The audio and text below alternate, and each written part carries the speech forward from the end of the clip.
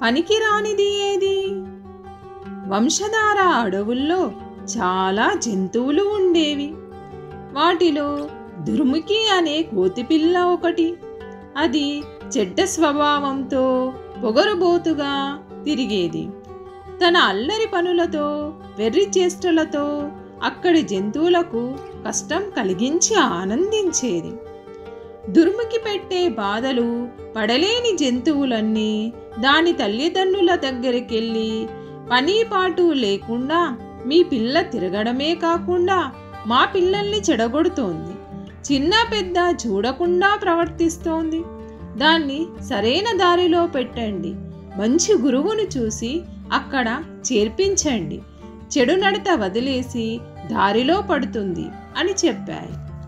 అక్కడొక చెట్టు మీద కూర్చున్న పావురం ఆ మాటలు ఆలకించింది. విశాలమైన మన అడవికి ఇప్పుడు ఎలుగుబంటి మాత్రమే వైద్యుడు, అది కూడా ముసల్దైపోయింది. ఎలుగుబంటి దగ్గర మీ పిల్లని చేర్పించి వైద్యం నేర్పిస్తే అది బాగుపడుతుంది, మనకొక కొత్త వైద్యుడు దొరుకుతాడు అని సలహా చెప్పింది.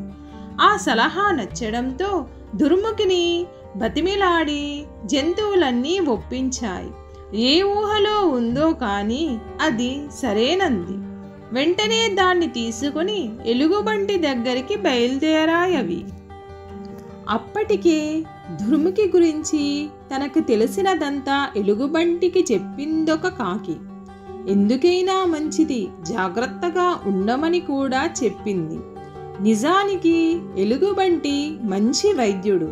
ఏ ప్రతిఫలం ఆశించకుండా తోటివారికి వైద్యం చేస్తుంది. తనతోనే వైద్యం అంతరించిపోకూడదని తగిన శిష్యుడు దొరికితే బాగుండునని అనుకుంటోంది. అలాంటప్పుడు దుర్ముఖి విషయం కాకి ద్వారా తెలిసి చాలా సంతోషించింది ఎలుగుబంటి. దుస్వభావి అయిన కోతిపిల్లని సరైన దారిలో పెట్టాలనుకుంది. శిష్యునిగా నిన్ను ఒప్పుకోవాలంటే ఒక పని చెయ్యాలి, దేనికి పనికిరానిదేదైనా తెచ్చి ఇవ్వాలి, అప్పుడే నా శిష్యుడు కాగలవు అని షరతు పెట్టింది ఎలుగుబంటి.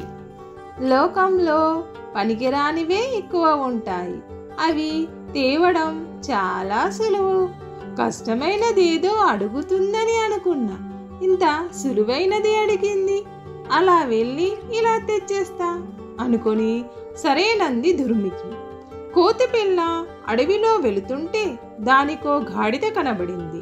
తప్పు చేసిన పిల్లల్ని గాడిద కొడుక అని మనుషులు తిట్టడం గుర్తొచ్చింది దానికి. అది పనికిరానిదై ఉంటుందనుకొని ఎలుగుబంటి తనని అడిగిన విషయం దానికి చెప్పి తనతో రమ్మంది. నేను బరువుల్ని సులువుగా మోసుకెళ్తాను. దగ్గు, జలుబు, ఉబ్బసం లాంటి వ్యాధులు నయం చేయడానికి, గాయాల చికిత్సకి నా పాలు వాడుతారు.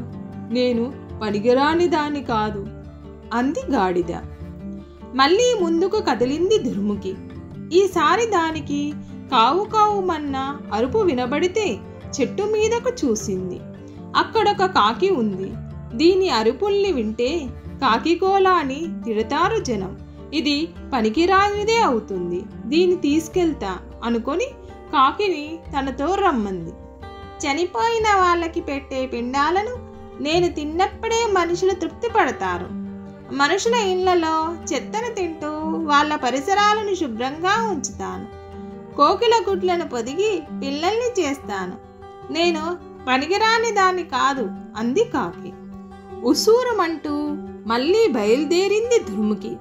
ఈసారి దానికి పిల్లి ఎదురైంది.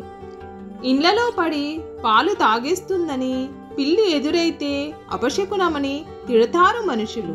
దీన్ని తీసుకెళ్తాననుకొని పిల్లిని తనతో రమ్మంది దుర్ముఖి. ఎలుకన్ని పట్టుకోవాలంటే మనుషులకు నేనే గతి, వాళ్ళు ప్రేమగా నన్ను పెంచుకుంటారు తెలుసా అని చెప్పింది పిల్లి.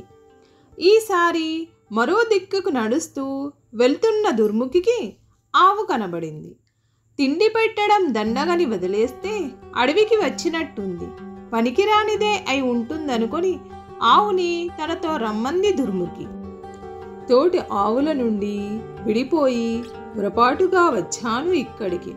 నా వల్ల చాలా ఉపయోగాలున్నాయి. నా పాలను త్రాగి మనుషులు ఆరోగ్యం పొందుతారు. ఆవు పాలతో నెయ్యి, పెరుగు చేసుకొని ఆహారంలో వాడతారు. నా సంతతిని పొలం పనులకి వాడుతారు అని చెప్పింది. అక్కడ కొంత పేడ పడేసి వెళ్ళిపోయింది ఆవు.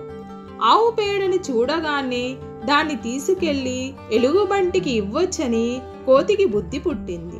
వెడల్పుగా ఉన్న ఆకుని దొన్నెలాగా చేసి పేడను ఎత్తబోయింది. ఎందుకు ఎత్తుతున్నావు అని కోతిపిల్లను అడిగింది పేడ. జరిగిన విషయమంతా దాంతో చెప్పింది కోతిపిల్ల.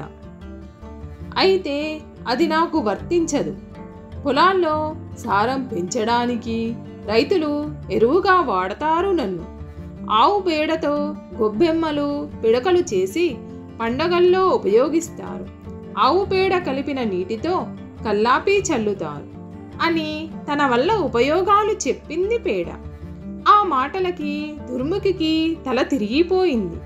సృష్టిలో పనికిరానిదే లేదా అనుకుంది.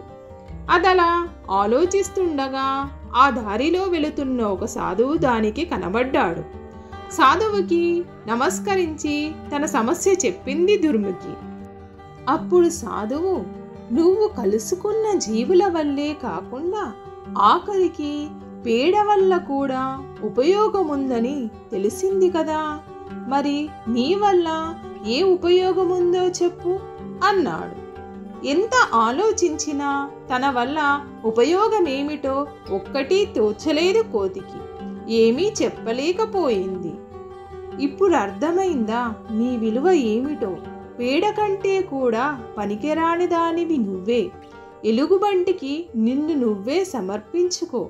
ఎలుగుబంటి చెప్పినదల్లా బుద్ధిగా విని వైద్యం నేర్చుకున్నావంటే నీకు మేలు జరుగుతుంది.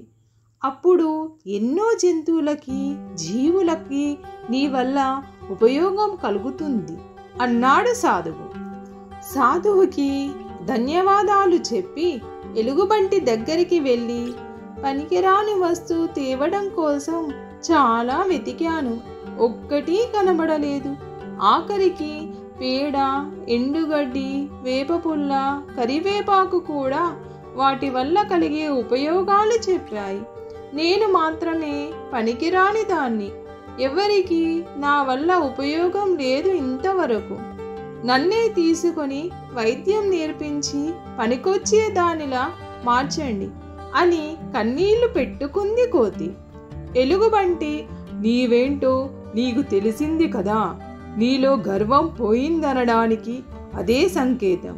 నీకు వైద్యం నేర్పుతాను, బుద్ధిగా నేర్చుకో అని శిష్యునిగా చేర్చుకుంది.